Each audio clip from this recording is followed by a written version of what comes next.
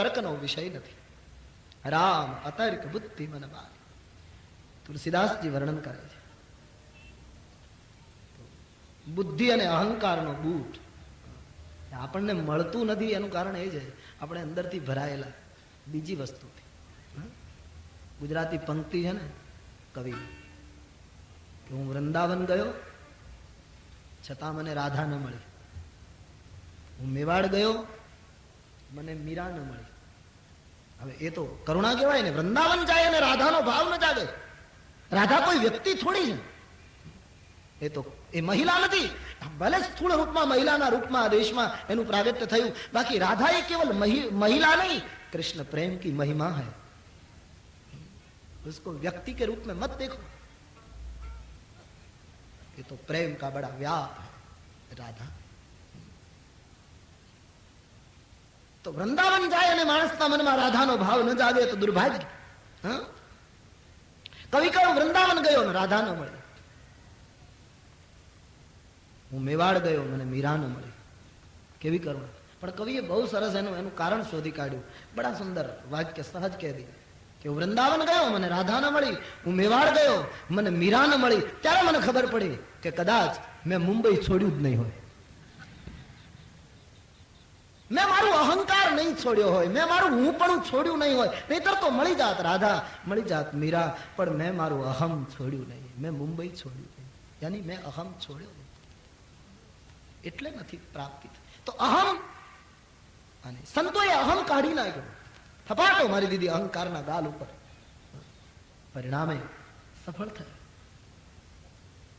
કબીર સાહેબને કોઈએ પૂછ્યું કે તમે હમણાં બહુ મોટું કામ કરો, હદ કરો છો. બાબા આપે જે કામ ઉપાડ્યું છે અદભુત. કહેનારા લોકો પણ બહુ મોટા માણસો હતા. કબીર સાહેબ હસતે રહે બેઠે. લોકોએ બહુ કહ્યું ત્યારે કબીરે કહ્યું હવે તમે બોલી લીધા હો તો હું બોલું. કહ્યું આમ બોલો. બોલે મેં શું કર્યું? એ કહેવા ખાતર નહીં, કબીર હૃદયથી બોલ્યા, બાકી તો આવી ભાષા બધા બોલે. કબીરે એમ કહ્યું મેં આટલું કર્યું છે.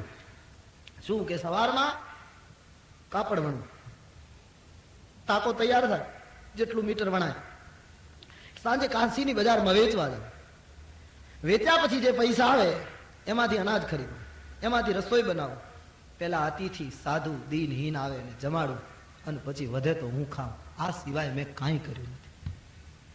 લોકો કાંઈ નહીં. બાબાજી એ તો આપની મહાનતા, બાકી તમે હદ કરી.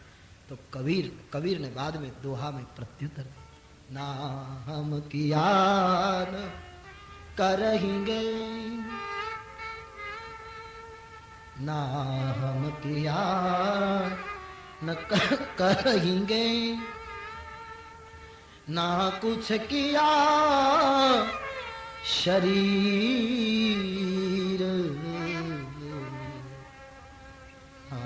हम किया न करेंगे.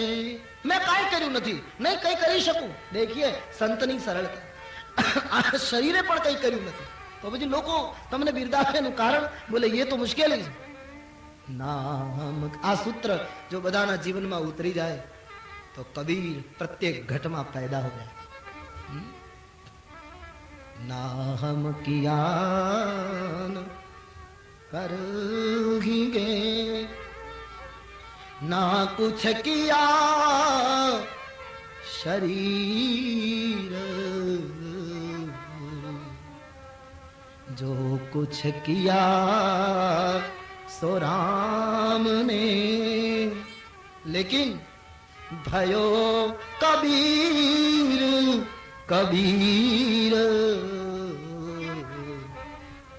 नाम किया कर. જે કઈ કર્યું એ પરમાત્માએ કર્યું, ઈશ્વરે કર્યું. પણ સદભાગ્ય મારા કે હું માધ્યમ બની ગયો, આ શરીરને નિમિત્ત બનાવ્યું પ્રભુએ, અને દુનિયામાં કબીર કબીર હો ગયા.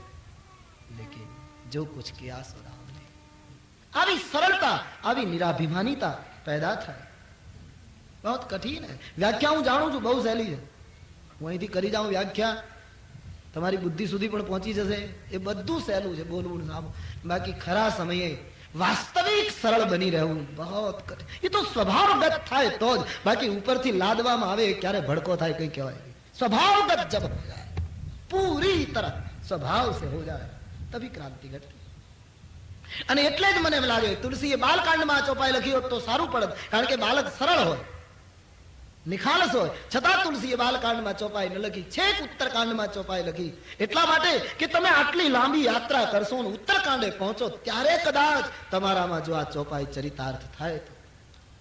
સરલ સુભાવન મન કુટિલાઈ, સરલ સુભાવન મન કુટિલાઈ, સરલ સ્વભાવન મન કુટિલાઈ, સરલ સુભાવન મન કુટિલાઈ, જથા લાભ સંતોષ સદાઈ, જથા લાભ સંતોષ સદાઈ, જથા લાભ સંતોષ સદાઈ, જથા લાભ બસ સરલ સ્વભાવ મન કુટિલાઈ,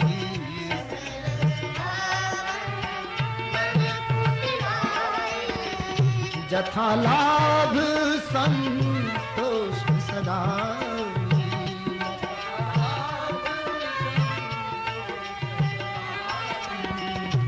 સરળ સ્વભાવ મન કુટિલાઈ.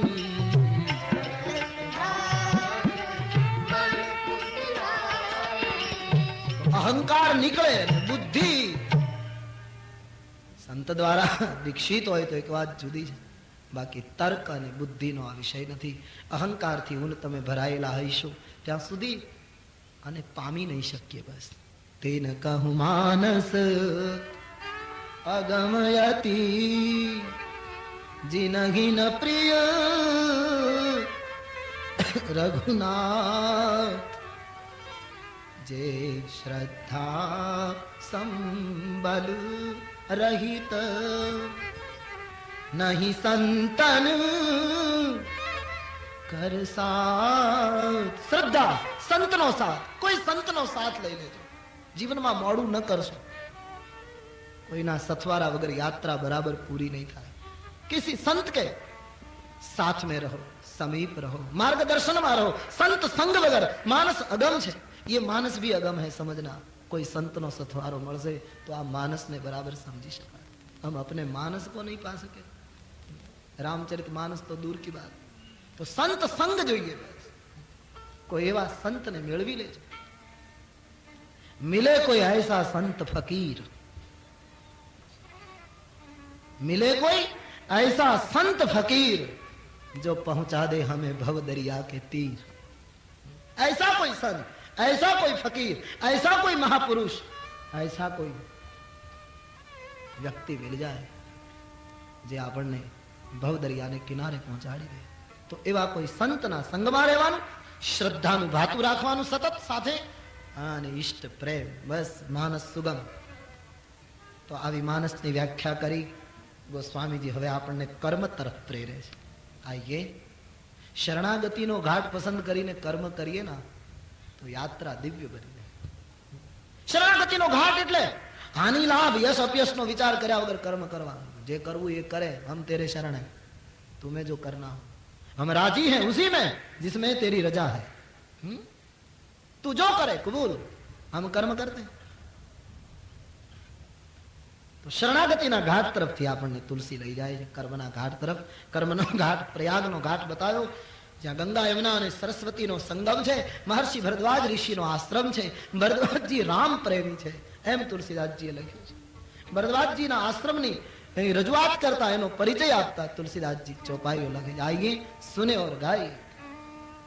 ભરદ્વાજ મુનિ બસહી પ્રયાગા, मुनि बसहि प्रयाग, भरद्वाज मुनि बसहि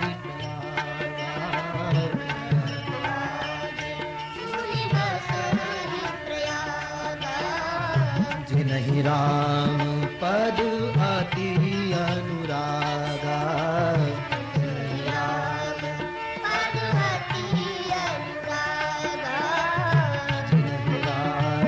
પદ